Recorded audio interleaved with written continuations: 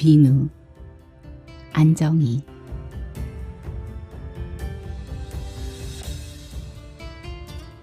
내가 탕으로 들어섰을 때 사람들이 힐끔거리며 곁눈질을 했다.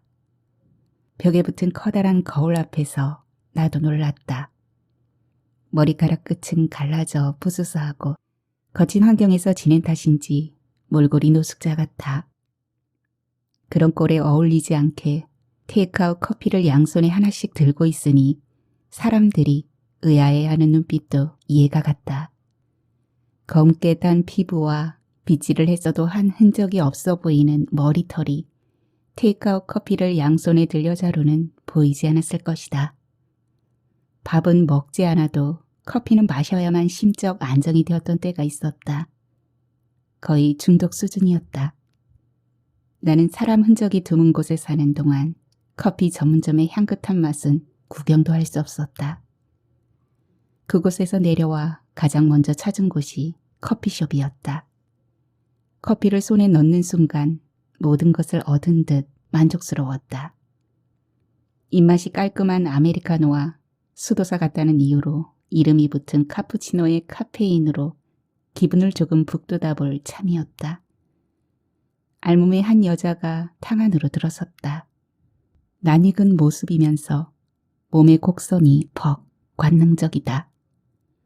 여자는 뽀얀 증기가 아지랑이처럼 피어오르는 온탕을 지나 냉탕 쪽으로 향했다. 나는 여자를 바라보다가 들고 있던 커피를 샤워기 옆 대리석 위에 올렸다. 대리석 위에 모셔놓은 커피 2잔을 흐뭇하게 바라보았다. 언젠가 아메리카노의 깔끔한 맛과 오묘한 향이 남편 성격과 비슷하다고 누군가 말했던 적이 있다. 아무런 생각 없이 사왔던 커피에 그런 시절도 있었나 생각했다. 오래전 일이다. 생각이 거기에 미치자 남편이 했던 말이 머릿속에서 맴돌았다. 직접 경험해야지 말로는 표현할 수 없어서 유감이란 말이야. 당신은 그런 느낌이 없다고. 살맛이 갖는 쾌락이 없다는 건 알고 있지? 침대 머리맡에 기대어 아련한 눈빛으로 담배를 태우다가 관계의 쾌락보다 더 황홀하다고 했다. 혼잣말처럼 내뱉은 말이었다. 나는 살맛이 어떤 것인지 궁금했고 알려고 노력해보았다. 하지만 끝내 아무것도 알아내지 못했고 짐작만 했을 뿐이다. 관계 후의 살맛이라면 피부가 땀에 젖은 상태가 아닐까. 남편은 쾌락 이외에 무엇이라고 했지만 나는 남편 말을 이해할 수 없었다. 내게 불만이 있겠거니 여겼다. 1000번을 양보해 살맛이라는 게 있다면 팔이나 다리처럼 피부만 접촉해도 기분이 좋아지는 느낌일 거라고 스스로 결론을 냈다. 한 여자가 머뭇거리며 욕조 앞을 두리번거린다. 바가지탕이라 표시된 내 옆에 자리를 잡았다. 때를 밀고 바가지로 물을 퍼서 쓰는 타원형 모양을 한 곳이었다. 부드러운 곡선을 그리는 몸으로 보아 조금 전 냉탕을 향하던 여자 같아. 그 사이 석고팩을 했는지 팩 위로 2개의 눈이 동그랗게 뚫려 있고 입모양이 길게 찢겨 있다.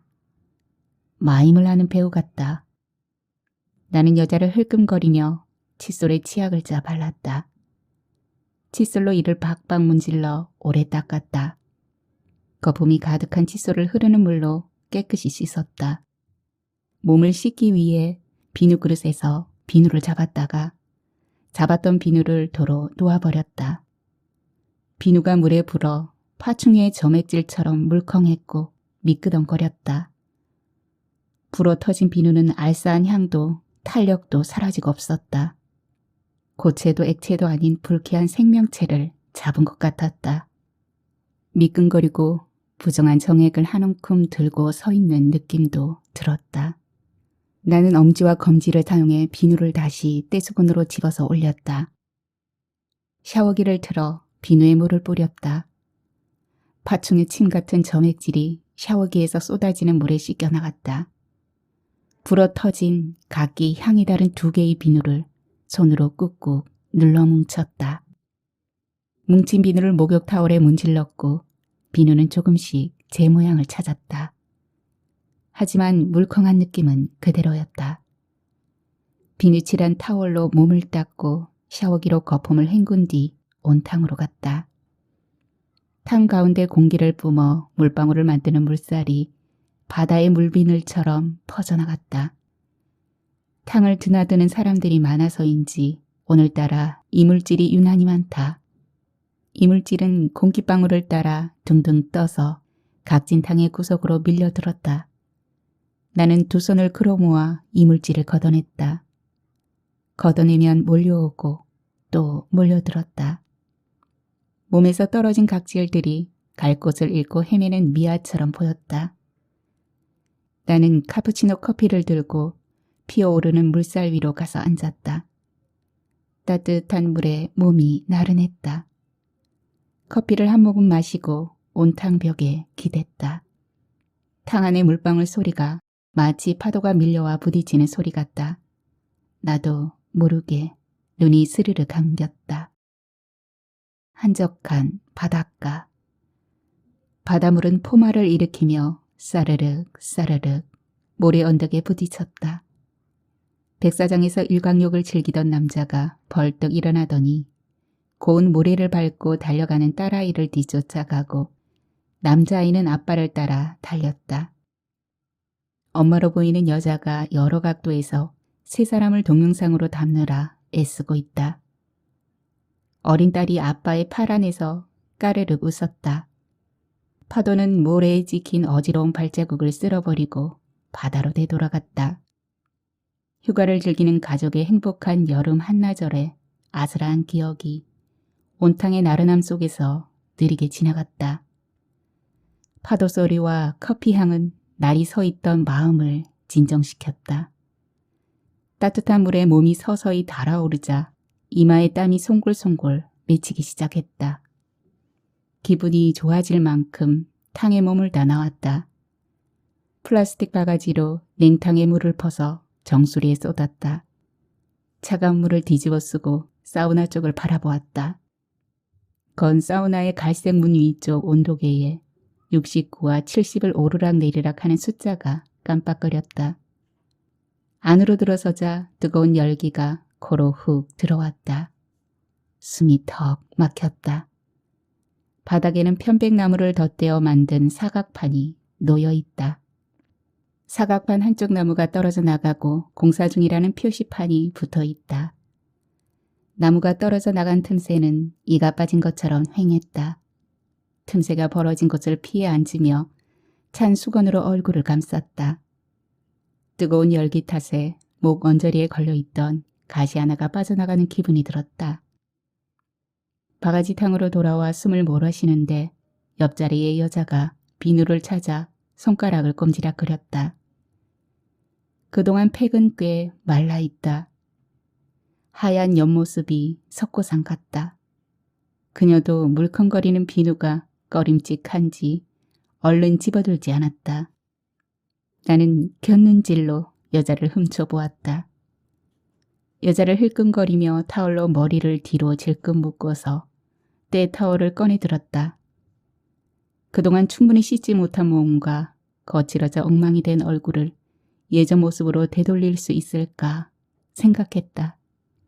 때 타월을 손에 끼고 다리를 문지르다가 왠지 낯이 익은 여자 생각에 고개를 돌려 다시 보았다.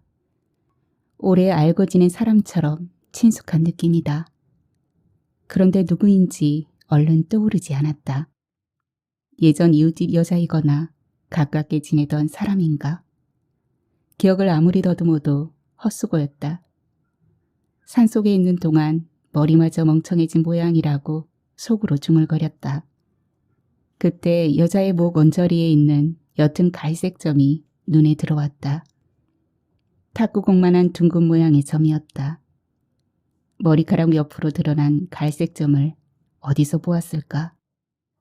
지나버린 과거가 탁구공처럼 통통 튀었다. 과거를 기억해내려고 애를 썼다. 익숙한 모습인데 왜 생각이 나지 않을까? 나는 여자를 좀 더 알아보기 위해 여자에게 때를 같이 밀지 않겠냐고 물었다. 여자는 느닷없는 내 제안에 놀라며 당황스러워했다. 네, 제가 팔이 아파서. 거절의 뜻인지 말을 더듬었다. 나는 여자를 힐끔거리며 탐색하던 마음을 들킨 것 같았다. 나도 모르게 샤워기 아래 두었던 아메리카노 커피를 들고 한 모금 마셨다. 그냥 비누칠만 가볍게 해도 되니까 같이 밀어요. 나는 차분한 목소리로 말했다. 그녀의 대답은 기다리지도 않고 세면 도구를 그녀 쪽으로 옮겼다. 마치 석고 가면을 쓰고 있는 것처럼 부자연스럽게 보이는 그녀는 극구 사용하다가 또다시 애원하듯 말하는 내 눈빛에 내 쪽으로 등을 돌렸다. 그때 탈의실에서 웅성대는 소리가 요란하더니 목욕탕 문이 활짝 열렸다. 단체 손님으로 보이는 20명쯤 되는 사람들이 소란스럽게 말을 주고받으며 쏟아져 들어왔다. 알몸으로 들어오는 사람 중 남자가 한 명 있었나 싶어 움찔 놀랐다. 머리를 빡빡 민 사람이 앞장서 들어왔기 때문이었다. 탕하는 순식간에 넘치는 물처럼 술렁거렸다. 벌거벗은 여자들은 여기저기로 몰려다니며 몸뚱이에 물을 퍼붓고 큰 소리로 웃고 떠들었다. 서로 부르는 것인지 대화를 하는 것인지 알아들을 수 없는 큰 소리가 습기 가득한 탕 안으로 분주히 떠다녔다. 중국 관광객인 듯 싶었다. 탕 속에서 공기방울을 뿜어내며 퐁퐁대던 소리도 샤워기에서 빗소리처럼 쏟아지던 물줄기도 단체로 들어온 관광객의 거침없는 소란이 삼켜버렸다. 미간이 저절로 찌푸려졌다. 여자도 고개를 돌려서 그들을 바라보았다. 다시 여자의 등 뒤로 손을 올렸다. 이때 미아 생각이 퍼뜩 스치고 지나갔다. 떼수건을 들고 있던 손이 부들거리며 떨렸다. 애써 심호흡을 하며 벌떡거리는 심장을 눌렀다. 여자의 전신을 찬찬히 훑어보았다. 내가 잘못 보았나? 두텁게 덧발라 놓은 팩이 가리고 있어 얼굴을 정확히 확인할 수 없지만 그녀가 분명해 보였다. 나는 심장이 쿵쾅대고 얼굴이 달아오르기 시작했다. 침착하자. 확실하지도 않잖아. 애써 마음을 진정시켰다. 세상에 닮은 사람은 얼마든지 있다. 여자를 좀 더 살펴보자고 다짐했다. 얼굴에 붙인 팩만 떼어내면 확실히 알 수 있을 텐데 싶었다. 실수인 척 여자의 얼굴에 물을 끼얹어 볼까? 얼굴에 물을 뿌린다고 굳어가는 석고팩이 떨어질 리 없지만 별의별 생각이 다 들었다. 머릿속이 헝클어지면서 그녀의 몸 위로 손을 움직일 때마다 내가 아는 그 여자가 맞을까? 아닐 거야. 하는 생각이 시계추처럼 오갔다. 여자는 두 무릎을 꿇고 양손으로 바닥을 짚은 채 구부정한 자세로 앉아있다. 척추며 동그란 엉덩이며 가지런한 발가락이 눈에 들어왔다. 나는 안 보는 척하며 여자 몸 구석구석을 세밀히 살폈다. 예전의 미아는 긴 머리가 허리까지 내려와 찰랑거렸다. 내 앞에 등을 보이고 앉은 여자는 머리를 짧게 잘라 기가 드러나 있다. 군살 없이 날씬하던 허리는 살이 조금 붙었는지 옆구리가 올록볼록 살짝 튀어나왔다. 등에 곡선을 타고 내려온 끝의 엉덩이는 탄력 있고 매끈했다. 탱탱한 엉덩이를 만지고 싶은 욕구가 올라왔다. 그녀의 몸매를 뜯어보느라 손놀림이 느슨해진 것을 느꼈는지 여자가 말했다. 이제 됐어요. 그만하세요. 그녀 말에 정신이 확 돌아왔다. 아니에요. 내 입에서 튀어나간 말은 이상하게 들릴 만큼 강한 부정이었다. 남편과 외국 어딘가로 떠났을지도 모르는 그녀라면 이 사우나에 올 리가 없지 않은가. 또 다른 마음 한구석에서는 지금 등을 내밀고 앉은 여자가 그녀라고 끊임없이 속삭였다. 그녀 역시 몸을 충분히 불리지 않은 탓에 내가 밀리지 않았다. 때를 밀던 손이 자꾸 꺾이며 등을 후벼 파듯 헛돌았다. 때밀이 수건에 비누를 묻혔다. 비누를 묻혀 밀면 그냥 밀었을 때보다 피부가 따갑지 않았다. 내가 그렇게까지 배려하지 않아도 되었지만 이상하게 시간을 끌고 싶었다. 좀 더 확인해봐. 라는 의심이 채찍질을 했기 때문이었다. 나는 의심의 틈바구니에 손을 넣고 비누를 바른 때타올로 어깨와 옆구리, 엉덩이 쪽으로 밀어내자 때가 조금씩 밀렸다. 틈틈이 비누를 더 발랐더니 쥐꼬리처럼 말려 나왔다. 이렇게 쥐꼬리처럼 밀린 때를 몸에 붙이고 안 밀겠다고 하다니. 됐어요. 그만하셔도. 내가 몸 구석구석 꼼꼼히 미는 것이 불편했는지 여자는 몇 번이고 나를 만류했다. 나는 여자의 말을 무시하고 조금만 밀면 끝나는데 마무리해야죠. 그녀는 당황해하더니 마무리하자는 내 말에 마지못해 몸을 맡겼다. 여자의 몸을 만지고 때를 미는 동안 탱탱하고 매력 넘치던 몸이 시들해졌다. 과거 남편이 살맛이 있다고 말했던 것을 떠올리며 손끝으로 살맛을 느껴보려 애쓴 탓일 것이다. 남편의 여자 이름은 미아였다. 내 앞에 여자가 미아라고 확신하면서 나는 그녀에게서 손을 떼지 못했다. 여자를 미아로 생각하는 순간부터 쓸데없는 기억들이 욕탕의 공기방울처럼 끊임없이 솟아났다. 모든 생각이 자유로웠던 남편은 누구와도 친화력을 과시하는 성격이었다. 남녀를 따지지 않고 남의 일을 내 일처럼 여기며 친분을 유지했다. 자신이 생각하는 일은 무엇이든 해내는 성격이었고 추진력도 있었다. 그렇다고 내게 소홀하지도 않았다. 남들은 그런 남편을 멋있다고 표현했다. 나는 만인을 사랑하는 듯한 속내를 알 수 없는 남편이 부담스럽다고 했던가. 남편은 그림을 그리러 간 화실에서 미아를 만났다. 그는 취미로 그림을 배우고 싶어 했다. 미아에 대해 말하기 시작한 것은 그림을 시작한 지 얼마 지나지 않아서였다. 그녀는 가족이 없었고 그래서 외로운 사람이라고 했다. 나는 남편의 그림 선생인 미아에 대해 그다지 궁금하지 않았다. 그런데도 틈만 나면 내게 미아의 이런저런 이야기를 들려주었다. 처음에는 남편의 말을 심상히 흘려들었다. 그림 그리는 일이 적성에 맞나 보다 생각하며 별 관심은 없었으나 간간히 맞장구도 쳤다. 시간이 흐를수록 그의 관심과 대화는 온통 그녀 이야기뿐이었다.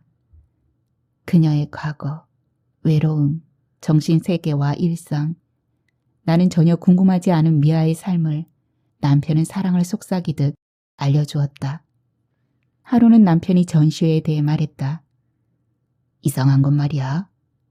인물화에 입이 없어. 미아가 그린 그림에는 입이 없더라고. 눈과 코만 있고 귀는 아예 없더라니까. 이 얼마나 예술적인가 말이야. 그런 상상이 너무 궁금해. 내 몸이 지금 녹아내리는 것 같다. 남편이 미아의 그림을 떠올리며 감탄하는 모습이 행복해 보였다. 그런 모습은 지금껏 사는 동안 한 번도 본 적이 없었다. 지그시 눈을 감고 황홀감에 빠진 남자. 나는 그런 남편이 어쩐지 멀어지는 느낌이 들기 시작했다. 마음이 심란했고 그림 감상이 섹스보다 더 좋은 살맛인가? 묻고 싶었지만 억눌렀다. 바쁘다고 핑계를 대는 친구들을 꼬드겼다.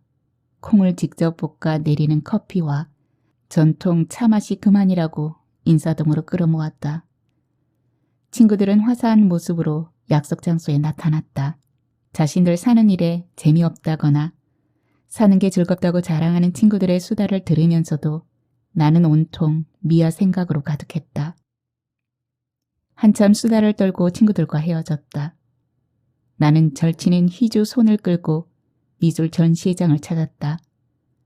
고상한 안목을 가졌다고 믿는 친구였다. 전시장에는 서너 명의 관람객과 화가로 보이는 사람들 몇 명이 앉아 있었다. 안내해 주겠다고 나선 화가의 말을 완곡히 거절하고 친구와 천천히 그림을 둘러보았다. 여러 명의 화가가 참가한 단체전 형식의 전시회였다. 다양한 그림을 보던 중 유난히 시선을 끄는 그림 앞에서 희주 손을 당겼다. 귀가 없으니 듣지 않아도 되고 입이 없으니 말하지 않아도 되고 눈으로만 보고 코로만 살아있음을 증명하는 그림. 예술이지 않느냐고 희주에게 말했다. 그림의 문은 아니지만 왠지 느낌이 좋고 내 마음에 쏙 든다고. 남편이 나에게 했던 것처럼 희주에게 미아의 그림을 극찬했다. 내가 예술을 몰라서 하는 소린지 모르겠는데 너 정신이 좀 삐뚤어진 거 아냐? 세상에 무슨 할 말이 많고 듣지 않을 말이 많다고 이런 그림을 그려. 뭐든 이렇게 극단적으로 특수한 것보다는 보편적인 것이 좋은 거야. 삶은 평범한 게 좋은 거라고, 바보야. 어이없게도 친구는 단칼에 내 말을 뭉개버렸다. 남편에게 내 말을 대변해 주는 것 같아 속이 시원해진 것도 같았다. 그것도 그때뿐이었다. 남편의 끊임없는 미아 칭찬에 나는 화실을 몇 번 가본 적이 있었다. 남편이 늦는 날이면 화실로 찾아 나섰다. 남편을 찾아 나선 나에게 미아는 언니라고 불렀다. 언니라는 표현이 마음에 들지 않았다. 이후 미아를 가끔 보게 되었다. 그들은 다정한 오누이처럼 커피를 마시고 있거나 그림을 그리고 있었다. 하루는 창가에 서서 먼 곳을 응시하며 커피를 마시는 미아의 뒷모습을 보았다. 뒷모습이 쓸쓸하고 아련하게 보여 한참을 보았다. 나는 내 생각과 다르게 뒷모습이 예쁘다고 칭찬했다. 미아는 쑥스러운 듯 미소를 지었다.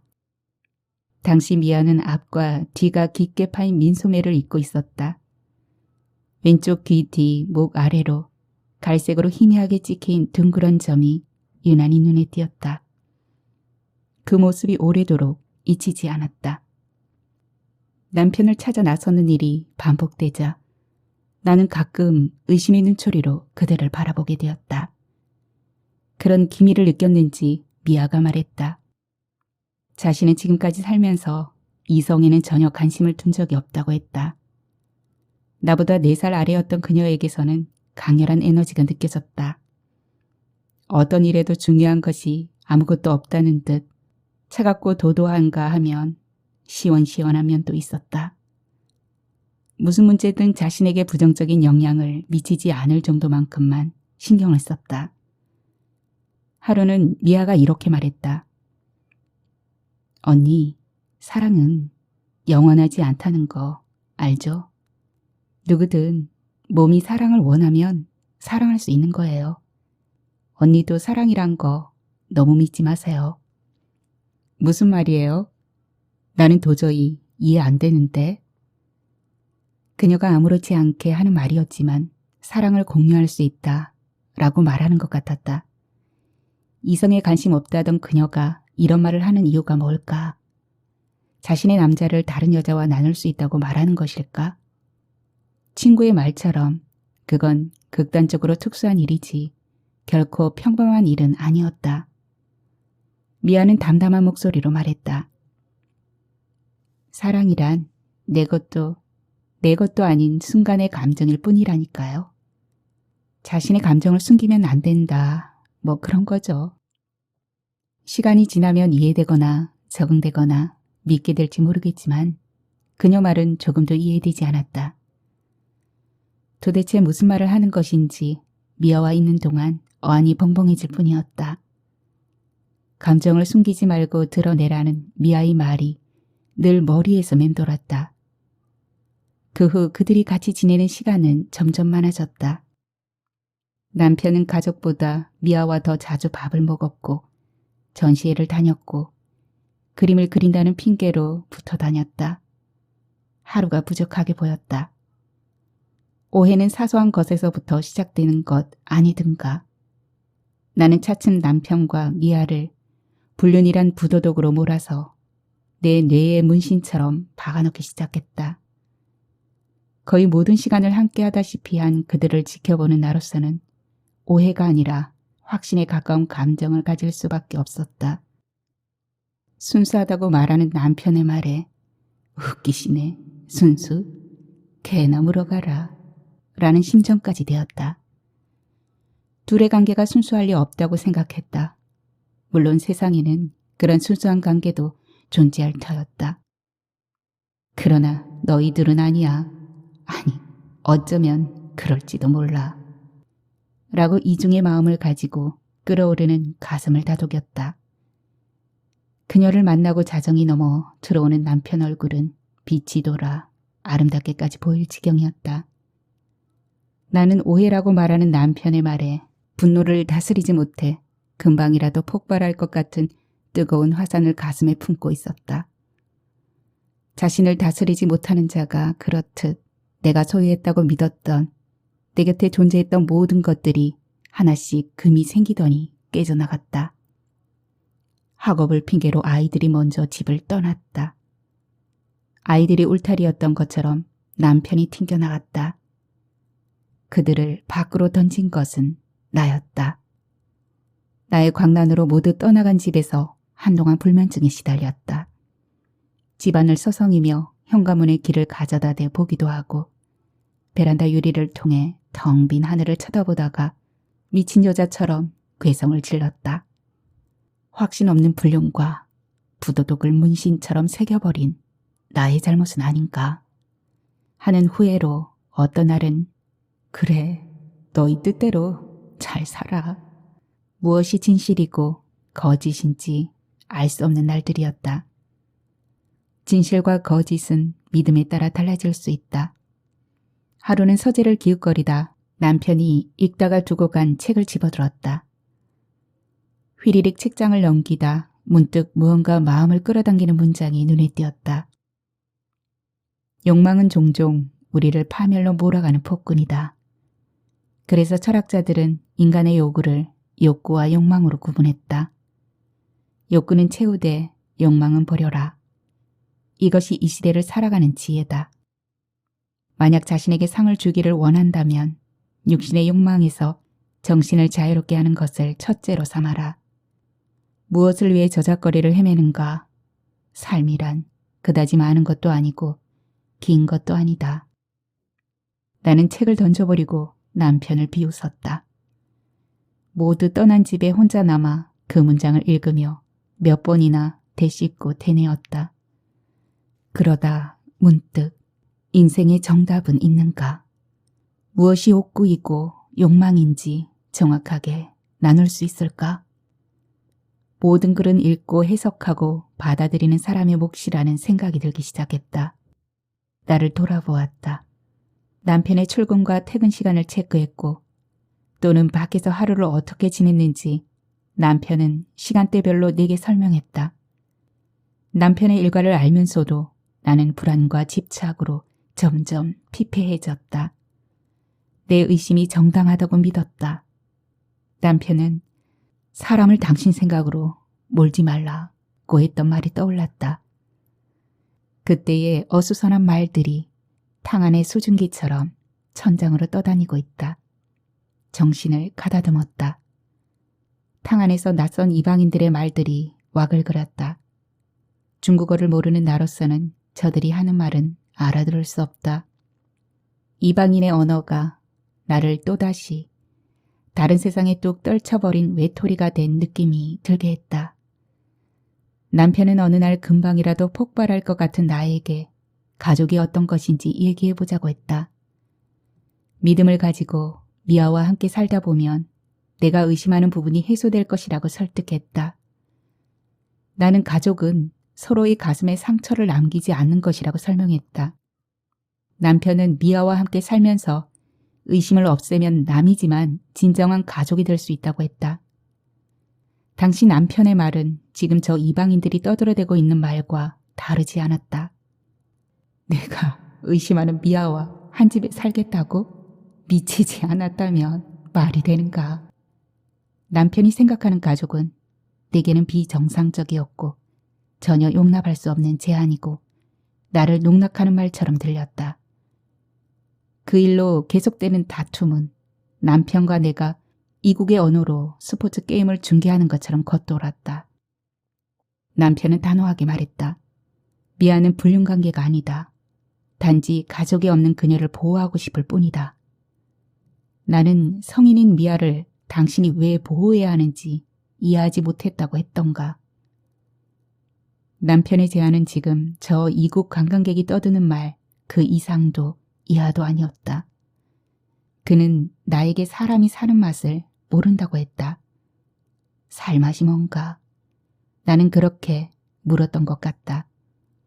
남편이 뭐라고 대답했는지는 기억나지 않았다. 나를 언니라고 부르던 미아는 둘 사이를 의심하는 것을 아는지 모르는지 언제나 활짝 웃으며 스스럼이 없었다. 남의 시선은 신경도 쓰지 않았다. 그녀는 가끔 홀로 앉아 턱을 괴고 먼 산을 향해 공허한 시선을 보냈다. 공허함과 쓸쓸함으로 휩싸이는 것을 보게 되면 그녀에 대한 의심이 나의 망상에서 비롯된 것은 아닌지 어렴풋한 죄의식마저 느꼈다. 그녀의 부드러운 머리카락을 쓸어주고 싶은 마음이 들 때도 있었다. 나는 머리를 숙이고 바닥을 짚고 있는 여자의 가느다란 손가락 끝을 훑어보았다. 여자의 몸을 눈으로 더듬으며 손을 움직였다. 때가 말려 나간 여자의 피부는 매끄럽지 않았다. 나는 손에 힘을 주어 여자의 살을 거칠게 밀었다. 어깨와 허리의 피부가 빨갛게 변했다. 여자가 그만해도 될 것 같다고 말했다. 나는 사냥감을 잡은 사냥꾼처럼 여자를 놓아주지 않았다. 내가 비누를 집어들자 여자는 붉게 변한 곳이 따가운지 몸을 비틀었다. 됐어요. 그만 됐다고요. 그녀가 벌떡 일어나 몸을 뒤로 틀며 뿌리쳤다. 나는 그 바람에 바닥에 놓인 비누와 거품을 밟고 미끄러져 땅 속으로 거꾸로 처박혔다. 순간 눈과 코로 물이 훅 들어왔다. 버둥거리며 일어나려 애썼다. 순간의 일들이 줄줄이 딸려 나왔다. 행복한 휴가를 즐기던 가족은 어디에 있을까? 뿔뿔이 흩어져 다들 어딘가에서 각자의 삶을 찾으려고 세상이라는 바다 위에서 애를 쓰고 있겠지. 떠난 아이들의 행방을 찾으려 했으나 어디로 갔는지 알 수 없었다. 미쳐가는 나를 보자 남편이 뛰쳐나갔고 뒤에 미아가 모습을 감추었다. 아이들이 떠난 게 다 너희 둘 탓이라고 끝없이 몰아대는 나를 피해 뿔뿔이 도망치듯 사라졌다. 나는 부서진 가족 사진 틀을 끌어안고 빈집에서 버텼다. 누구라도 돌아오기를 기다렸다. 진실과 거짓이 무엇인지, 아니 진실과 거짓 사이의 미세한 틈이 무엇이었는지 다시 한번 더 묻기 위해 기다렸지만 누구도 오지 않았다. 바람결에 한 가닥 소식조차 들려오지 않았다. 나는 하루가 다르게 점점 무너졌다. 그런 나를 누구에게도 보이고 싶지 않았다. 무작정 산으로 갔다. 실오라기 하나 걸치지 않고 비명을 지르며 날뛰어도 누구도 보지 못할 곳, 겨우 몸 하나 누일 작은 움막이었다. 세월이 어떻게 지나가는지 알지 못한 채 살았다. 나의 과거는 모두 단절되었다. 사람 한 명 찾아오지 않는 산속에서 다람쥐가 내 눈치를 살피며 뾰뾰 소리를 내며 이 나무 저 나무로 옮겨 다녔다. 어미를 찾는지 짝을 찾는지 모를 일이지만 눈이 마주칠 때마다 아이들 생각이 났다. 온갖 종류의 새 울음소리를 들을 때면 내려갈까? 더 머물까? 복잡한 내 마음 같았다. 간간히 고라니가 움막 근처까지 내려왔다. 눈이 마주치면 허겁지겁 도망치면서도 꼭 한 번은 뒤돌아보곤 했다. 멀리 간 후에 돌아보는 놈을 품에 안아보고 싶었다. 하지만 야생동물은 절대로 곁을 주지 않았다. 내가 잡을 수 없는 거리에서만 돌아보았다. 야속한 놈이었다. 고라니의 맑은 눈이 집을 나간 아이들 놈과 닮았다고 생각했다. 남편과 미아에게 집착하는 동안 나의 삶은 어디로 가버렸을까? 내가 산에서 찾은 해답이라면 남편이 읽다 두고 간 책 내용을 오래도록 곱씹는 일이었다. 외딴 집에서 홀로 지내도 마음의 자유는 얻지 못했다. 나로 향한 질문은 항상 왜? 로 이어졌다. 상처할기로 시작되는 감정은 어느 곳에도 온전히 머물지 못했다. 인적이 드문 이곳에 왜 사는지, 삶이 무엇인지, 진실과 거짓의 중간 틈은 어디쯤인지, 내가 오래 고뇌한다 해도 살아가는 해답을 못 얻을지 모른다. 아니, 어쩌면 어디에도 내가 원하는 답은 없을지도 몰랐다. 집착과 자유를 오가는 마음에서 정신이 자유로워야 한다는 내면의 소리가 들렸다. 그곳에서 내려왔다. 나는 여자가 뿌리쳐 물속으로 빠지는 바람에 코가 맺게 했다. 생각들이 물방울처럼 여지없이 깨어지고 흩어졌다. 나를 밀쳐버린 여자를 찾아보았으나 보이지 않았다. 나는 뭉쳐진 비누를 빨간색 때타올에 올려 거품이 일도록 문질렀다. 거품은 문지를수록 부풀려졌다가 손을 멈추면 이내 사라졌다. 물에 퉁퉁 불어 줄줄 흘러내리던 비누 한 겹이 떨어져 나가 한결 개운한 기분이 들었다. 뭉개지고 물컹하던 비누의 양면이 단단해져 가는 것을 보면서 무엇 때문인지 내 마음이 다소 충족된 느낌이 들었다. 냉탕으로 갔다. 여자는 어느 곳에 있을까? 두리번거렸다. 냉탕 속에서도 얼굴이 화끈거렸다. 왜 여자 등을 그렇게 세게 밀었나 나도 모를 일이었다. 미아라고 생각했기 때문일 것이다. 아니다. 남편이 미아에게 내 몸에 대해서 말하지는 않았을까 하는 생각일지도. 미아 몸을 탐색하듯이 꼼꼼히 관찰하고 살맛을 느껴야 한다고 생각했던 탓일까. 그래서 그녀와 비교도 되지 못할 벗은 내 몸이 수치스러웠던 걸까. 여자의 몸을 밀면서 나는 줄곧 그런 생각을 하고 있었던가. 살맛이라는 게 있는데 당신은 그런 걸 전혀 몰라. 내 머릿속에서 남편의 말소리가 들리는 것 같았다. 나는 차가운 물속에 머리를 완전히 담갔다. 참을 수 없을 만치 숨이 가빠서야 물 위로 고개를 내밀었다. 냉탕에서 고개만 내밀어 두리번거렸다. 여자는 뜨거운 열탕에 몸을 담그고 있다. 그곳에는 관광객들로 가득 차 소통할 수 없는 말들이 공중으로 떠다녔다. 여자의 뽀얀 얼굴이 복잡한 탕 안에서 하얀 연꽃처럼 피어있다. 그녀의 가슴과 어깨에도 윤기가 돌았다. 그녀의 매끄러운 피부가 손으로 느껴지는 것 같았다.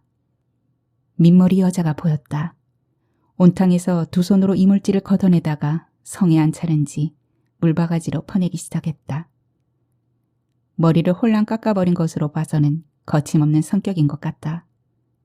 손바닥으로 머리를 몇 번 문지르더니 지치지도 않고 삶의 찌꺼기 같은 이물질을 바가지로 퍼내다가 누군가를 향해 몇 번을 뭐라 소리쳤다. 한쪽에서 때를 밀고 있던 새신사를 향해 말하는 것 같다. 알아들을 수 없는 말 때문에 누구도 관심을 두지 않았다. 나는 민머리를 향해 한 손을 들어 보인 뒤 때를 밀고 있는 여자에게 다가가서 말했다. 탕 안의 이물질이 너무 많이 떠다녀요. 그녀가 온탕을 바라보며 고개를 가볍게 끄덕였다. 민머리는 왜 머리를 밀었을까 궁금했다. 여자 모습에 대한 고정관념이 여지없이 무너진 장면이었다. 불현듯 미아의 입 없는 그림에 민머리가 겹쳤다. 머리를 완전히 밀고 입도 귀도 없는 여자. 얼굴만으로는 여자인지 남자인지 구분할 수 없다. 머리 모양 하나가 또 다른 느낌으로 다가오듯 생각도 마음먹기에 따라 얼마든지 달라질 수 있다. 내가 가진 확신 없는 불륜을 문신처럼 머릿속에 새겨 넣었던 일은 진실일까? 아니면 거짓일까? 그것도 아니라면 그 틈새였을까? 석고팩으로 얼굴을 덮은 여자가 탕에서 나와 샤워기로 향했다. 샤워기 아래에 서서 가면처럼 덮었었던 팩을 떼어내고 있다. 여자의 얼굴에서 팩이 떨어져 나왔다.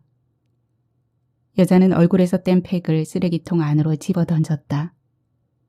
팩을 뗀 얼굴이 익은 앵두처럼 빨갛게 달아있다.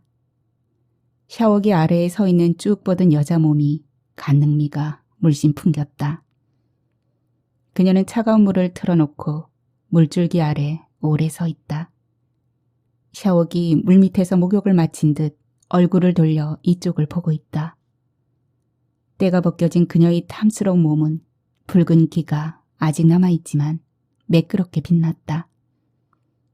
속곱팩 아래 숨겨있던 얼굴과 민낯의 여자가 진실인지 허상인지 그녀는 분명 미아였다. 나는 차가운 물속에 있는데도 온몸이 화산처럼 뜨겁다. 머릿속이 하얗게 비었다.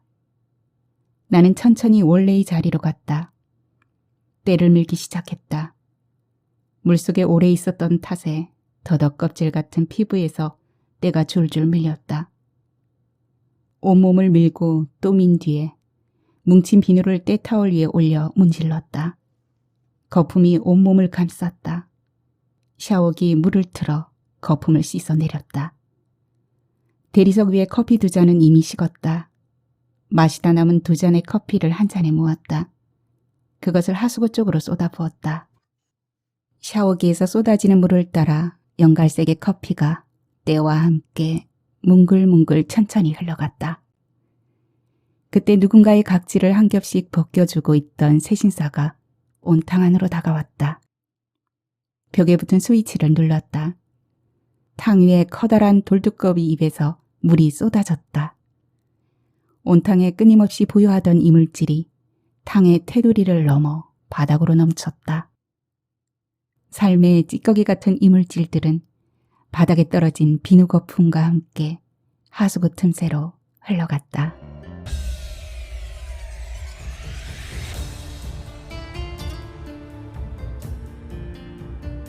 깃발이 온다. 이선우.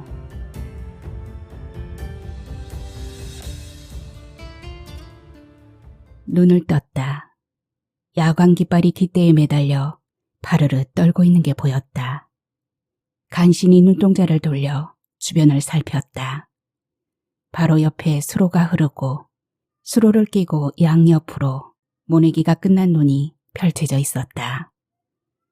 물이 흥건한 곳에 엎어져 있지 않은 것만도 다행이었다. 오토바이를 벗어난 몸이 하늘로 치솟던 기억이 났다. 바닥에 곤두박질 친 뒤로 풀숲으로 기어오르던 것에서 필름이 끊어졌다. 몸은 밤사이 내린 이슬에 흠뻑 젖어 매맞은 것처럼 무겁고 옥신거렸다. 고개를 돌릴 수도 없고 몸조차 마음대로 움직이지 않았다. 오토바이는 고개하듯 아슬아슬하게 수로에 걸쳐 있었다. 오토바이 꽁무니에는 저팔계를 흉내낸 아기 돼지가 그려진 야광 깃발이 팔랑거렸다. 마치 아버지가 흔들던 깃발 같기도, 공단 외국인 노동자 숙소 벽에 붙은 색색의 삼각 깃발 같기도 했다.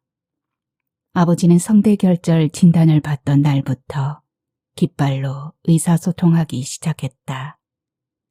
성대 쓰는 걸 최소화하라는 의사의 말을 듣고 온 후였다.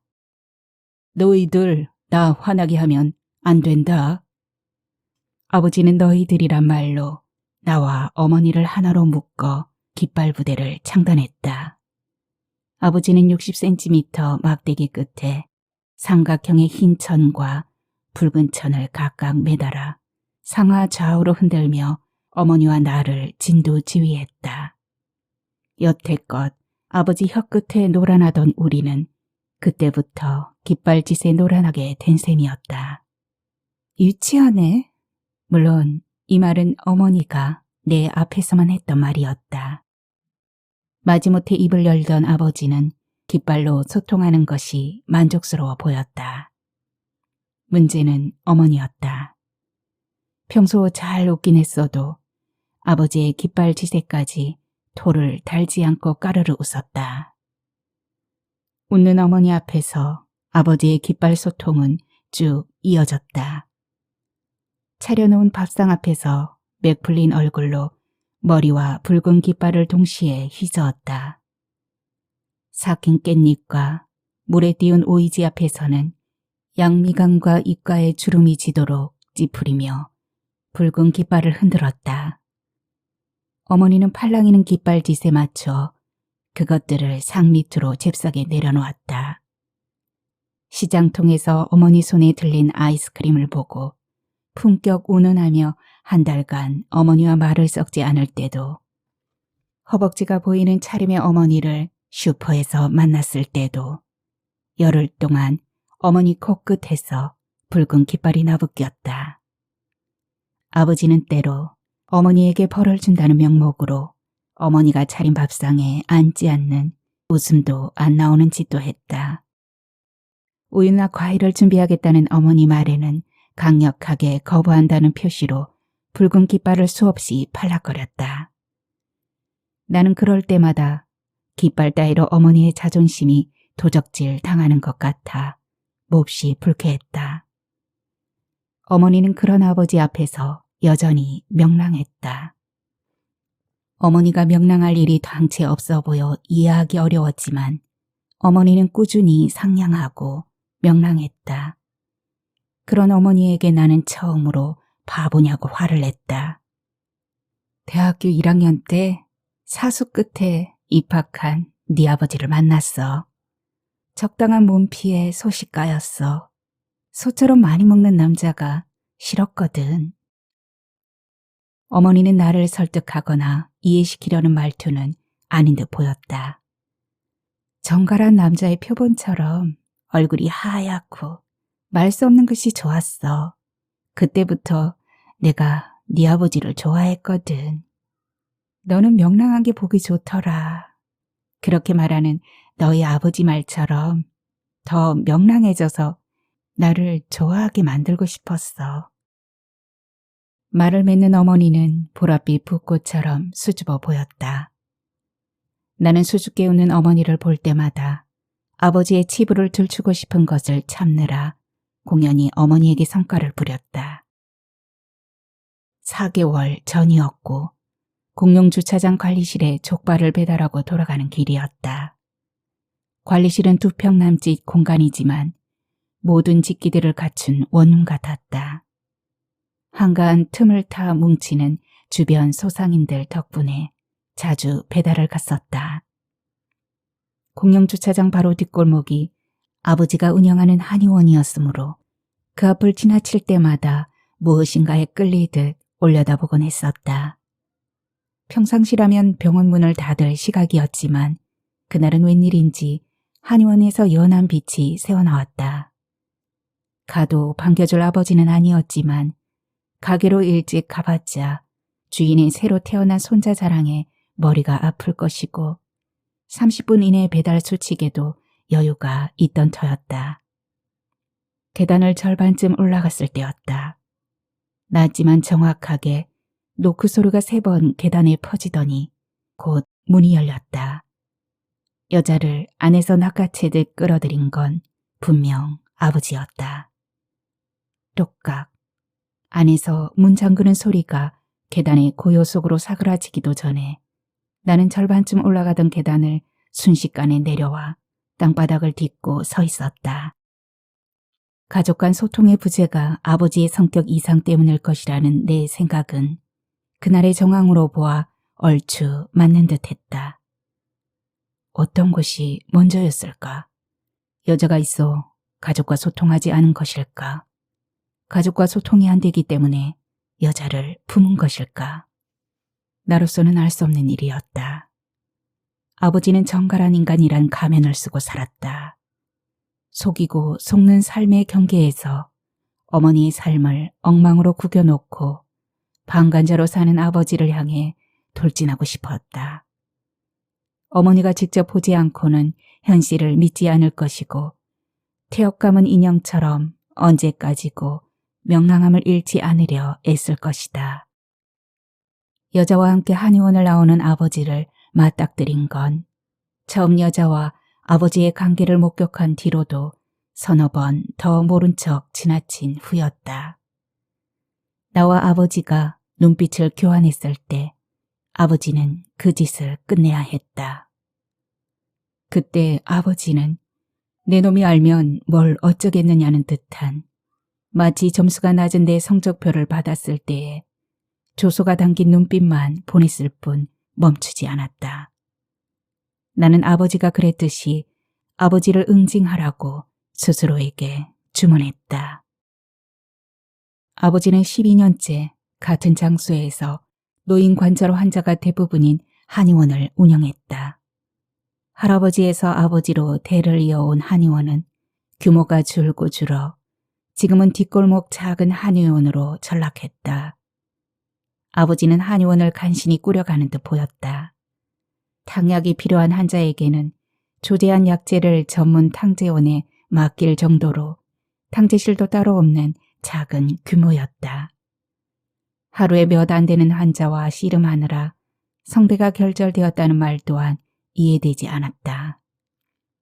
시골 한약방 같은 규모가 못마땅한 어머니가 시외버스 터미널 근처 번화한 곳으로 얼마간의 빚을 내서라도 확장 이전을 권했지만 아버지의 반응은 냉소적이었다.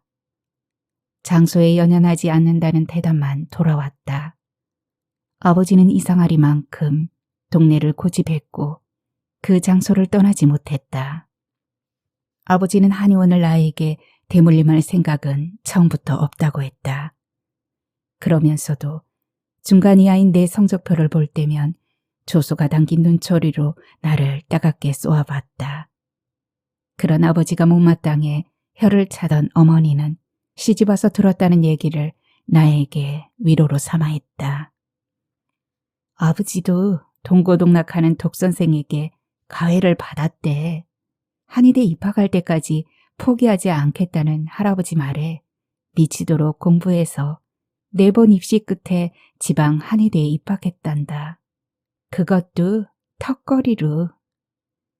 어머니는 턱걸이라는 말을 강조하며 무구하게 웃었다. 너는 재수만 했어도 지방 한의대쯤은 거뜬히 갔을 텐데. 아버지의 치부까지 끄집어내 위로하는 어머니가 고마워 나는 고개를 크게 끄덕이며 긍정의 답을 보냈다. 어머니는 그런 나를 한의대생을 바라보듯 흐뭇하게 바라보았다.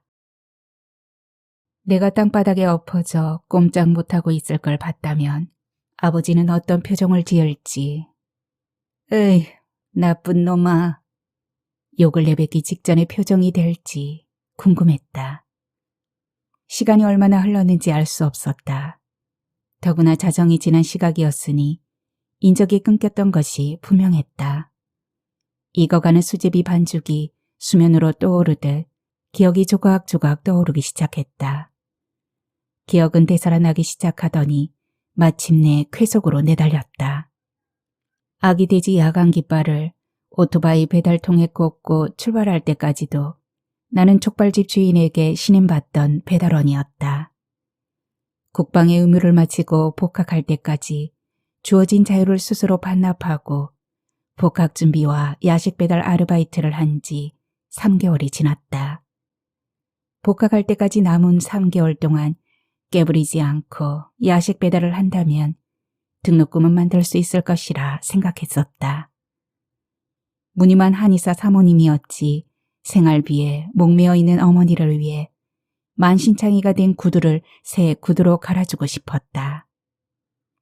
고개를 조심스럽게 돌려보고 몸을 뒤척이려 해도 꿈쩍도 할 수 없었다. 몸을 움직일 수 없다면 척추를 다쳤을 확률이 높은데 생각만으로도 끔찍했다. 의식은 점점 또렷해지고 통증은 점차 심해졌다. 공단 쪽에서 읍내로 나가는 중이었다. 농로라서 좁고 어두운 반면 시간은 반으로 줄일 수 있는 지름길이라 공단 야식 배달은 위험을 무릅쓰고 농로를 이용했다. 더구나 밤에는 거의 통행이 없는 곳이라 코너링을 즐기기에 최고였다.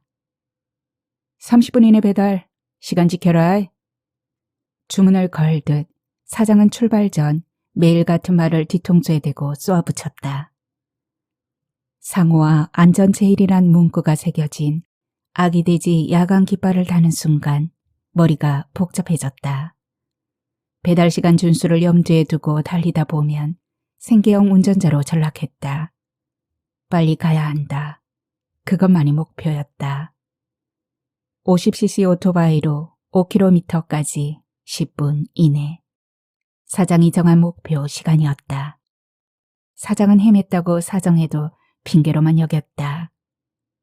왕복 30분이 넘으면 배달 수칙 불이행이란 명분을 달아 땀으로 시큼해진 몸에 잔소리 샤워를 퍼부었다.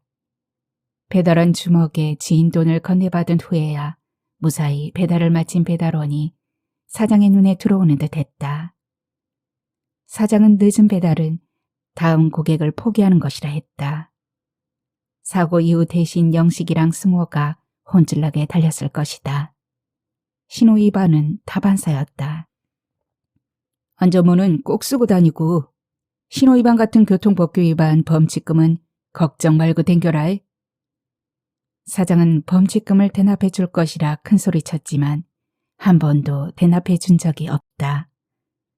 그러니까 신호 위반도 하지 않으면서 배달 수칙도 잘 이행하라는 것이었다.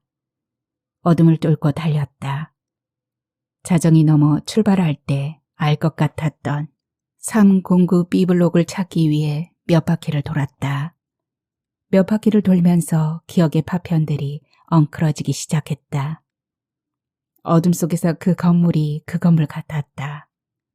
질비하게 늘어선 높고 커다란 사각의 창고형 건물들이 계속 남았다. 제자리를 빙글빙글 도는 것처럼 느껴졌다. 방 공기에 섞인 이상한 약품 냄새 때문에 구역질이 났다. 몇 번 왔던 길이지만 잡생각에 빠지면서 비슷해 보이는 공단 블럭을 돌고 또 돌게 된 것이다. 도착했을 때 공장 한편 컨테이너를 불법 개조한 노동자 숙소에서 순한다와 안주라마가 나왔다.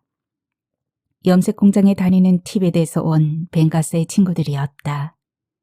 우리 집 골목 끝 빌라에 사는 벵가스네 집에서 순한다와 안주라마를 몇 차례 본 기억이 났다. 공장에서 얻어줬다는 빌라는 금방이라도 주저앉을 듯 낡은 집이었다. 벵가스는 가죽 가공 공장에 다니는 불법 체류자, 순한다와 안주라마는 같은 나라에서 왔다는 이유로 사장 몰래 가끔 숙식을 함께 했다. 배달하러 가면 여러 명이 족발 하나를 시켜놓고 현관문 밖에 바글바글 모여 족발을 맞이했다. 20개의 시커먼 노동자가 굴러가고 군침을 삼키는 소리가 산발적으로 들렸다. 벵가스는 가죽 염색 기술자였다. 본인만 불법 체류자가 아니라는 말을 강조하면서 나를 볼 때마다 으스댔다.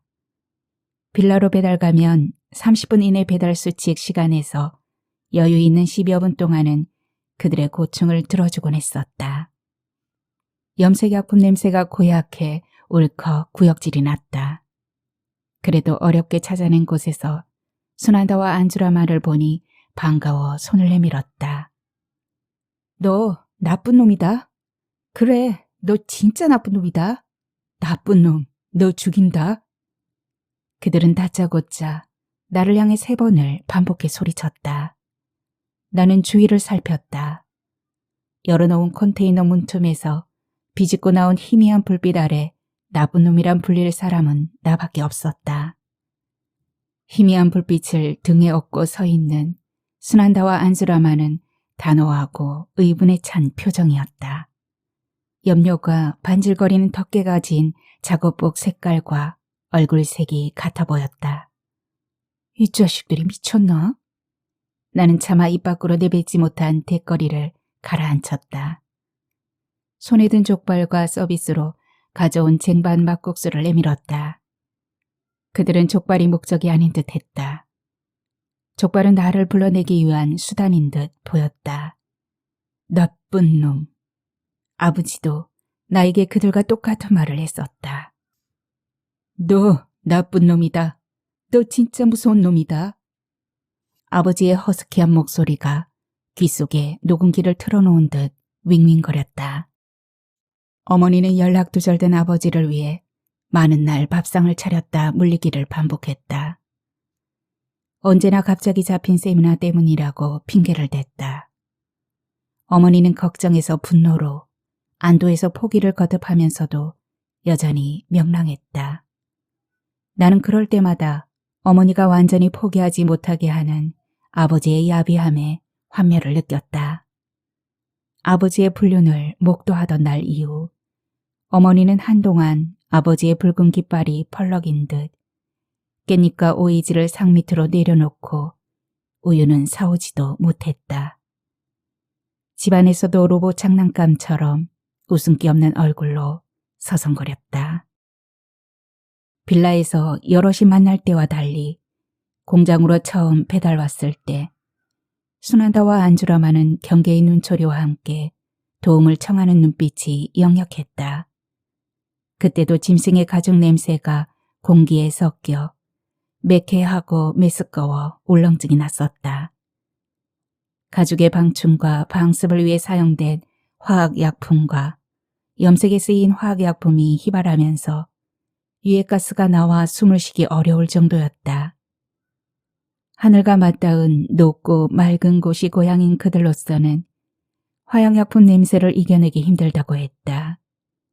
주로 도금 공장이나 염색 공장이 밀집돼 있는 열악한 중소기업 공단 지역이었다. 야식 배달을 하지 않았더라면 이곳에 이런 공단이 있는 줄도 모르고 살았을 것이다. 공장의 인력은 외국인 노동자가 주를 이루었다. 자연히 사장들끼리 단합을 하며 외국인 노동자들의 불법 체류를 약점으로 잡고 횡포를 부린다고도 했다. 두 번째 배달을 시켜놓고 그들은 여러 가지 어려운 상황들을 이야기하며 도움을 줄 수 있는 상황이 아니라고 말했지만 답답해서 말하는 것이니 부담 갖지 않아도 된다고 했다. 나를 어떻게 믿고 그랬는지 모를 일이지만 나도 30분 이내 배달 수칙도 망각하고 함께 울분을 삼켰었다. 외국인 등록증이랑 여권, 사장이 보관한다고 뺏었다. 잃어버리면 안 되니까. 나는 궁색한 대답을 했다. 그들의 까만 눈동자가 흔들렸다. 이 공장 사장은 내가 고등학교 다닐 때 큰 행사마다 초대되던 사람이었다. 후원금도 내고 모범적인 기업인이라고 자랑하던 교장의 말을 또렷하게 기억했다. 만일 밖에 나갔다 교통사고라도 나면 나 누구인지 아무도 모른다. 순한다와 안주라마는 본인들의 말이 거짓이 아니라는 듯 동조의 눈길을 서로 교환했다. 잃어버릴까봐 그랬을 거야. 곧 돌려주겠지. 여기 올 때 빌린 돈 갚아야 하는데 사장이 월급 미루고 적금 들었다고 돈 조금 준다. 내 친구 다루에나가 일하는 합판 공장으로 가고 싶다. 사장은 기다리라고 하면서 여권 안 준다. 우리 이틀 동안 다루에나한테 다녀왔는데 도망갔다고 은행에 정기적금도 정지시켜 우리가 못 찾는다. 사장이 이들을 상대로 불법을 저지른 게 확실하다는 생각이었지만 나는 그 말을 입 밖으로 내보내지 못하고 얼버무렸다. 먼저 배달 왔을 때도 순한다는 울먹였다. 내 여자친구 브로커 도움으로 이육 비자로 들어왔는데 소식 끊겼다. 이육 비자가 예술 흥행 비자라는데 여자친구 보고 싶다. 찾고 싶다. 순한다는 마침내 염료로 덮개진 옷소매로 줄줄 흐르는 눈물을 문질렀다. 그 뒤 오늘이 세 번째 배달이었다. 재활용품인지 모를 것들이 컨테이너 주변을 점령해 쓰레기장을 방불케 했다. 족발이 들어있는 배달통을 열어 다시 내밀었다.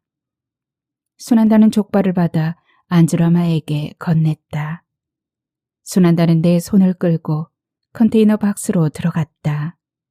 내심 두려움이 엄습했다.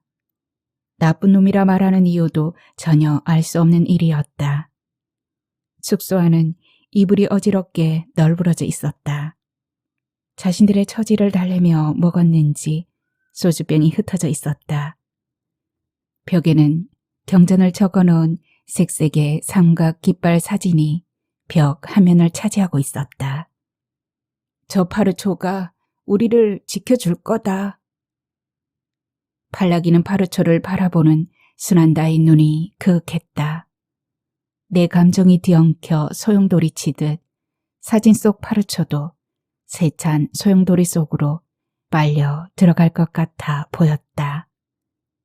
새파란 하늘에 하얀 구름이 떠있는 배경에 색색의 깃발이 뿜는 신성한 기가 그들뿐만 아니라 나에게도 들어올 것 같았다. 그런 생각이 들자 깃발을 보는 것만으로도 위안이 되는 듯 했다.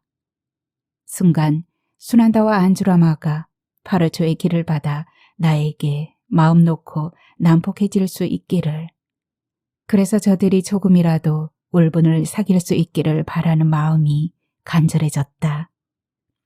한참 아버지가 깃발을 흔들 무렵이었다.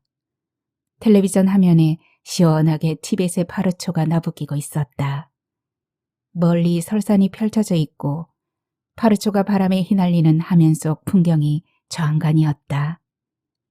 해발 4,200m의 세계에서 가장 높은 마을, 티 하나 없는 하늘에 유채색 파르초가 모든 근심을 잠재울 듯 나부낄 때마다 색색의 과일 향이 배어 나올 것 같았다. 똑같은 깃발인데 아버지의 깃발과 의미가 달리 다가왔다. 아버지의 깃발은 오너라, 가거라, 하거라, 말거라 명령수단일 뿐이었다. 반면 파르초는 두 손을 모으는 것만으로도, 나부끼는 것만으로도 위안을 주는 깃발이었다. 왜 내가 나쁜 놈이야? 너 사장한테 우리 일렀다. 어제 사장이 무서운 사람 데리고 와서 회사에서 있었던 일 다른 사람한테 왜 얘기했냐고 때렸다. 너 나쁜 놈이다. 나 사장 만나지 않았어. 미안하지만 나는 너희들 신경 쓸 겨를이 없어. 순한다와 아주라마는 내 말을 믿지 않는 눈치였다. 아직도 거짓말이야? 순한다는 자리에서 일어났다. 내 멱살을 잡아 흔들었다. 이방인이 자국민에게 손찌검하는 것이 쉬운 일이 아니었는지 순한다는 벌벌 떨던 주먹을 떨어뜨리고 파르초 사진 쪽으로 나를 밀쳤다. 그들의 분노의 뒤편에 있는 파르초도 심하게 펄럭이는 것처럼 느껴졌다. 마치 나를 응징이라도 하려는 듯 윙윙거리며 달려들 것 같아 몸을 움츠렸다. 순한다가 안주라마에게 동조의 눈빛을 보냈다. 안주라마가 내 턱 밑을 향해 힘껏 주먹을 날리려다가 멈추고 파르르 떨리는 주먹을 천천히 거두었다. 주먹질을 해대는 것보다 차마 때리지 못하는 그들의 손이 더 아파 보였다. 나는 안주라마의 움켜쥔 주먹에 돋은 힘줄이 터질까봐 겁이 났다. 나는 이상하게 반항할 수가 없었다. 오늘 밤은 마음 놓고 난폭해져 봐라. 나는 그들이 흔드는 방향으로 흔들렸다. 나쁜 나라, 나쁜 놈. 그래, 나 나쁜 놈이다. 공단 입구 편의점에서 맥주를 샀다. 목을 타고 넘어가는 맥주로도 갈증이 가라앉지 않았다. 좁은 농로로 접어들면서 속력을 냈다. 헤드라이트가 밝힌 시야만큼이나 내가 알 수 있는 세상이었다. 왠지 어둠이 한결 포근하게 느껴졌다. 그래서 차라리 밤에 달리는 야식 배달이 편했다. 이상하게 객기를 부리고 싶었다. 코너링을 즐기며 속력을 높였다 줄이기를 반복했다. 이미 30분 이내 배달 수칙은 깨진 지 오래다. 술 기운이 올라왔다. 눈이 자꾸만 감겼다. 야간 깃발이 정신 차리라는 듯 부두두 거렸다. 시간에 쫓기지 않고 오토바이를 타는 것이 참 오랜만이었다. 나는 더 힘차게 코너링을 즐겼다. 좁은 논두렁길을 신나게 달렸다. 아버지나 외국인 노동자들에게 들은 나쁜 놈이란 말이 이해할 순 없어도 상관없다고 생각했다. 그저 달리면서 모든 것을 잊고 싶었다. 술기운이 확 돌았다. 오토바이 엔진 소리와 펄럭이는 야광 깃발 소리가 섞여 환호처럼 들렸다. 더 세게 달릴 것을 종용하는 듯 했다. 뒷배를 봐줄 테니 염려 말고 달리라고 깃발이 우우 거렸지만 그 말은 절대 안 믿을 것이다. 아버지가 근엄하고 권위 있는 얼굴을 하고 깃발로 어머니와 나를 조종할 때 나는 깃발을 따랐던 것이 아니었다. 그것을 조종하는 아버지를 믿고 싶었을 뿐이었다. 나는 더 사납게 핸들을 흔들었다. 그러자 더 큰 환호가 들리는 듯 했다. 30분 이내 배달이라는 목줄에 끌려다니던 분주함에서 벗어난 순간 굉음과 속도를 즐기는 진정한 라이더가 된 기분이었다. 헤드라이트가 비춰지는 시야 밖은 매우 어두웠지만 오히려 안도감을 갖게 했다. 기이하게 나에게도 이런 폭발력과 반항심이 있다는 것이 새삼 다행이며 대견하기까지 했다. 나는 더 세게 핸들을 흔들었다. 아기 돼지가 그려진 야광 깃발은 기대에 꼼짝없이 붙잡혀 펄럭이고 있었다. 더 사납게 달렸다. 뺨에 스치는 5월의 밤 공기가 아버지가 갈긴 뺨처럼 얼얼했다. 아버지가 매를 든 적은 없었다. 어려서 밥 투정할 때도 빌려온 만화책을 볼 때도 아무 말 없이 다가와 손으로 뺨을 갈겼다. 늦은 시간까지 돌아오지 않던 그래서 밥상을 여러 번 차리던 어머니와 달리 나는 아버지의 부재가 편안했다. 그러니까 아버지에게 뺨을 맞은 것은 특별한 것이 아니었다. 아버지가 긴 세월을 어머니의 인생을 우습게 만든 것에 대한 응징이 필요했을 뿐이었다. 그러나 아버지에 대한 응징이 내게 필요했던 것인지 어머니에게 필요했던 것인지는 여전히 헷갈렸다. 설령 그것이 어머니를 위한 응징이었다 해도 결국 웃음을 잃은 쪽은 어머니였다. 아버지가 깃발을 휘두를 때 진작 붉은 깃발 대신 흰 깃발을 쳐들고 멈추었더라면 어머니는 계속 명랑함을 잃지 않았을까. 어머니의 명랑함은 연출하지 않은 명랑함이었을까. 죽어서도 썩지 못할 놈. 아버지가 쓰고 있던 두꺼운 가면이 완전히 벗겨지던 날, 집으로 돌아온 어머니가 처음으로 뱉은 말이었다. 그날 우리 앞에서 아버지의 가면이 벗겨졌듯 어머니도 그 순간부터 명랑함이란 두터운 가면을 벗었다. 그 여자 불쌍한 여자야. 건들지 마. 아버지가 뱉어낸 말에 여자에게 다가서지도 털끝 하나 건들지도 못하고 얼음이 된 듯 굳었던 어머니는 그 뒤 동네를 헤매고 돌아다녔다. 장미 넝쿨이 우거진 공터 앞에서 텅 빈 한의원을 올려다보기도 했다. 세미나 관계로 휴원. 어머니는 병원 현관에 붙은 안내문을 떼어내 발기발기 찢어버렸다. 그것이 어머니가 할 수 있는 가장 적극적인 분풀이인 것처럼 말이다. 그리고 걷고 또 걸었다. 태극기와 도기가 펄럭이는 읍 사무소 앞을 정신 놓고 서성였다. 어머니는 지난 세월을 되갚는 듯 깃발을 올려다 보았다. 깃대 끝에 매달려 우우 울어대는 깃발을 한참 바라보다 돌아섰다. 나는 그런 어머니가 왠지 의무 복무 기간이 끝난 군인처럼 홀가분해 보였다.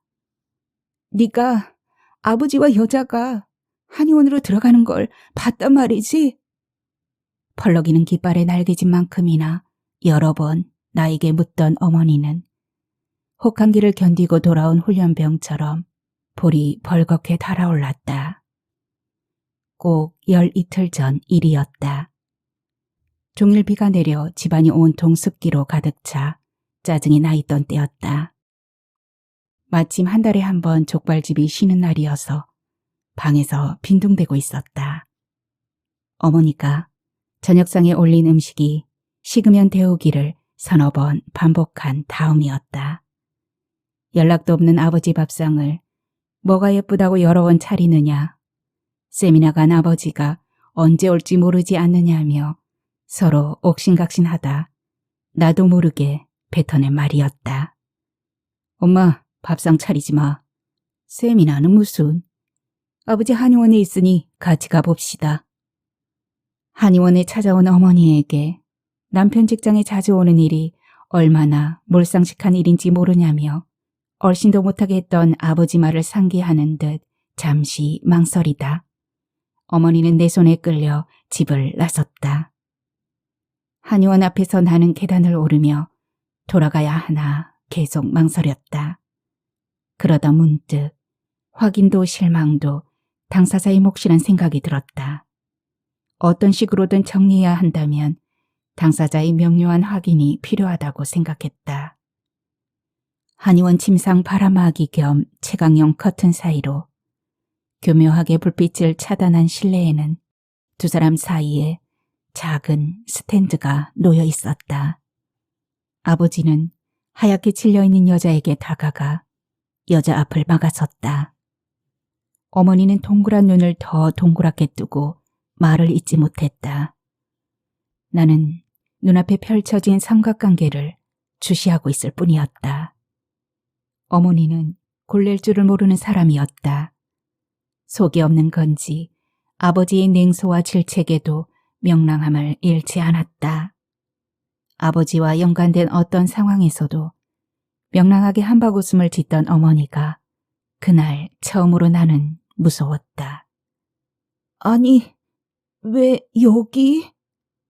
어머니는 여자를 보자 현기증이 난 듯 잠깐 비틀거리다 접수대를 잡고 중심을 잡았다. 여자는 우리 집에서 몇 집 건너 화장품 가게 주인이었다. 아버지는 하얗게 질린 여자 입에 청심환을 밀어넣었다. 어머니의 손바닥에도 어머니 속같이 새까만 청심환을 올려주었지만 힘이 풀린 어머니의 손에서 청심환이 떨어져 또르르 굴러가 아버지 발밑에 멈췄다. 나는 속으로 어머니가 아버지의 멱살이라도 잡기를 간절히 바라고 있었다. 또 여자의 머리끄덩이를 잡아채기를 얼마나 바랐는지 모른다. 그런 일은 일어나지 않았다. 어머니는 흔들거리는 붉은 깃발을 본 듯 얼음이 되어 꼼짝 못했다. 여자가 밖으로 뛰어나갔다. 아버지는 뚜벅뚜벅 나에게 다가와 뺨을 후려쳤다. 너는 나쁜 놈이다. 어머니는 한마디도 하지 않았다. 이상하게 대거리 하나 못한 어머니에게 범접하기 어려운 기운이 느껴졌다. 두 사람은 어머니 앞에서 요요히 사라졌다. 어머니는 자신에게 일어난 상황보다 벌겋게 자국난 내 뺨이 더 큰일인 듯 내 볼을 만졌다. 가자. 어머니가 앞서갔다. 나는 한의사 임성훈이란 명패를 내동댕이 치고 밖으로 나왔다. 맘 쓰지 마라. 너한테도 신경 쓰지 마요. 우리는 배관같이 연결된 몸속 신경을 차단하는 의식을 한 번씩 주고받고 어머니는 첩보작전을 수행 중인 듯 쏜살같이 골목을 빠져나갔다. 나는 그 뒤를 따라 집을 향했다. 우리 남편은 사다 준 스킨이나 로션을 잘 바르지 않는다는 둥. 남편이 한의원 원장이지만 쥐꼬리만큼 생활비를 타쓰고 얼마 전 군대 갔던 아들이 제대해 와서 등록금에 보태겠노라 야식 배달을 한다는 둥. 어머니는 순한 얼굴로 본인의 속내를 얘기했고 그럴 때마다 여자는 힝 웃었다고 했다. 그렇게 어머니는 그 여자 가게에 10년이 넘는 단골이었다. 지금쯤 어머니는 아들의 부재를 눈치챘을까. 점점 운신할 수 없는 것이 이상했다. 무릎을 세워보려고 했지만 통증이 심해 곧 포기했다. 허리를 오른쪽으로 틀어보려고 움직이다가 그것 또한 그만두었다. 고개를 조금이라도 옆으로 돌릴 수 있는 것만으로도 다행이란 생각이 들었다. 논바닥이 눈에 들어왔다. 막 모내기를 끝낸 논바닥에 아직 뿌리 내리지 못하고 쓰러진 어린 모가 눈에 들어왔다. 끝간데 없이 너른 논바닥 너머에서 부연 빛이 퍼지기 시작했지만 아직도 시야가 끝나는 곳 야산에는 어둠이 머물고 있었다. 그 어둠 속에서 찬란한 해가 떠오르려면 조금 더 기다려야 할 것이다. 어머니는 내가 요즘 일어난 사건의 충격으로 어딘가에서 비명 행사한 것이 틀림없다고 여길 수도 있었다. 전화도 불통인 아들을 가만히 앉아 기다릴 리 없어 족발집을 찾아가 내 행방을 물었을 것이고 도리어 어머니에게 자신이 입은 손해에 대해 말했을 사장의 모습도 상상이 갔다. 어머니는 족발집을 나와 아버지 불륜을 목도하던 날처럼 연락두절인 나를 찾아 부연 새벽 공기를 가르며 무작정 헤맬 것이 뻔했다. 명치가 저려왔다. 너한테까지는 들키지 않기를 바랬는데 그래도 화장품 가게 여자라고는 꿈에도 생각 못했다. 어머니는 말하는 내내 명랑한 것이 뭐냐고 묻는 얼굴을 했다. 아버지는 어머니가 열흘 동안 동네를 헤매는 사이에 자취를 감추었다. 지난 시간에 대한 변명도 사과도 없이 일어난 일들을 없던 일처럼 묻어버리고 도망을 가버렸다. 나는 어머니가 헤매는 열흘 동안 20살에 만나 사랑했고 남자가 명랑해서 좋아 보인다는 한마디에 평생 명랑함을 잃지 않은 이제는 건조처럼 가벼워진 쉰된 어머니의 모습이 저녁 잔영 속에 희미하게 보일 만큼의 거리를 두고 뒤를 쫓아다녔다. 열흘 동안 아버지와 3번 마주쳤는데 그때마다 아버지는 내게 나쁜 놈이란 말만 되풀이했다. 아버지는 흔들리기 전 맑은 물로 보이고 싶었던 상황이 언제까지 지속될 수 있다고 믿었을까? 아버지는 나로 인해 어머니에게 이중 생활이 까발려진 것에 분노하고 있었다. 여자와의 관계가 10년이라고 했다. 10년이란 말에 힘이 들어갔다. 10년밖에 안 됐다는 말인지 10년이나 됐으니 인정하라는 것인지 애매했다. 아버지는 어머니에게 여자와 10년 됐다는 말로 처음으로 흰 깃발을 단호하게 들어올리고 사라졌다. 시골로 내려왔소. 월급쟁이 한의사로 취직했소. 아버지가 보낸 문자 메시지에는 모든 상황 정리는 어머니가 하고 싶은 대로 하라고 돼 있었다. 여자는 내가 좋아한 사람이라고, 불쌍하니 괴롭게 하지 말라고, 아버지는 어머니에게 오히려 여자를 이해해달라고 부탁했다. 문자 메시지는 어머니에게 보내온 아버지의 오래 묵은 흰 깃발이며 동시에 붉은 깃발이기도 했다. 아버지가 불쌍하다고 지목한 사람은 어머니가 아니라 화장품 가게 여자였다. 아버지는 이제 와서 어머니에게 하고 싶은 대로 하라고 했다. 하고 싶은 대로 하라고 했지만 결혼 생활 통틀어 하고 싶은 것을 해봤을 리 없고 하고 싶은 것이 무엇인지조차 잊고 살았던 어머니였다. 47평 대지에 1층과 2층을 합쳐 34평 단독주택이 재산의 전부인데 뭘 하고 싶은 대로 하라는 것인지 모를 일이었다. 이 집도 그 집도 아버지 명의로 돼 있었다. 언젠가 아버지가 흔드는 깃발이 밝은 가정, 풍요로운 가정을 만들 것이라고 기대했었다. 파루초처럼 바라보고 합장만 해도 지켜주고 희망이 되어주기를 기대했다. 아버지의 깃발은 그야말로 연출에 불과했던 것이었다. 기억의 짝입기는 명확하게 맞춰져 갔다. 논두렁길에서 과하게 속력을 내다가 돌부리에 걸렸거나 심한 코너링을 하다 튕겨져 나갔을 것이다. 어머니와 사장이 여러 차례 전화를 했을 것이지만 사고가 나면서 휴대폰도 박살이 났는지 아무 소리가 없었다. 유일하게 어머니만이 연락 두절된 날을 찾아 족발집이나 도서관으로 가서 문 여는 시간을 기다리며 초조해 하고 있었을 것이다. 나는 의지하고 싶은 대상을 찾아 마음을 모아 지금의 상황을 끝낼 수 있도록 힘을 얻고 싶었다. 10여 명이 모여 족발 한 접시 시켜놓고 둘러앉은 외국인 노동자들이 오히려 평안할 것 같았다. 비좁고 냄새나는 공장에서도 그들이 분노하는 모습을 보지 못했다. 그래서 어젯밤 그들의 분노가 더 놀라웠다. 아버지가 휘날리던 깃발이 나와 어머니에게 파르초가 돼줄 것이라고 믿었다. 웃음이 나왔다. 다리도 팔도 움직일 수가 없었다. 지나가는 차량이 나를 발견할 때까지 기다려야 했다.